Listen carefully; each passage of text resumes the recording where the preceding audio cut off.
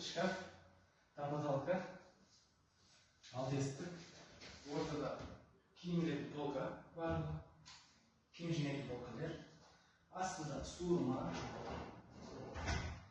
барлығы өз сатып алатын полочка, бұнда да жаңағы киімдердің суға бар ортасында.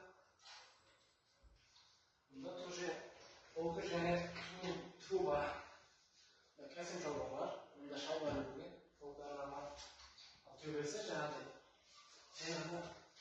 екі есіктік үлкен чемодан салынған полка бар ішінде. Төбесі потолокайдың до конца жасалынған мебель.